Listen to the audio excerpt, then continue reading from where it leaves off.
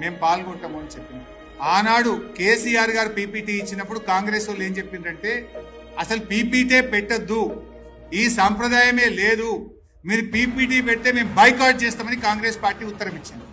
కానీ మేమేమన్నాం, ప్రశాంత్ అన్న నేను పీపీటీ మీరు పెట్టండి, మాకు కూడా ఇప్పుడు ఇదంతా నేను రెడీ చేసినా కదా, ఇదే పీపీటీని అసెంబ్లీలో చూపిస్తుంటే కదా నేను, ఈ పీపీటీ చూపించడానికి మాకు అవకాశం ఏంటంటే బట్టి విక్రమార్క గారు, శ్రీధర్ బాబు గారు మీరు పీపీటీ పెట్టే అవకాశమే లేదు అన్నారు.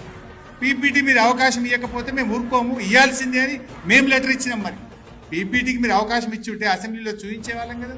నిన్న కూడా ప్రశాంత్ అన్న ఇదే భవన్లో పొద్దున 10ంటికి ప్రెస్ మీట్ పెట్టి పీపీటీకి అవకాశం ఇస్తే అవమానాలైనా భరిస్తాం, ఈ రాష్ట్రం కోసం మళ్ళీ అసెంబ్లీకి వచ్చి మేము పీపీటీ ఇవ్వడానికి సిద్ధంగా ఉన్నామని నిన్న ఉదయం 10 గంటలకు ప్రశాంత్ రెడ్డి గారు భవన్ నుంచి ప్రెస్ మీట్ పెట్టి కూడా ప్రభుత్వానికి విజ్ఞప్తి చేసి, నువ్వు పీపీటీ ఇవ్వడానికి భయపడ్డావు, ఎందుకంటే ఇవన్నీ బయటపడతాయి, నీ బండారం బయటపడుతుంది.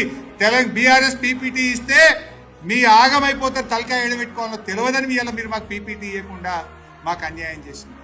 బట్ అయినా ఊరుకోం.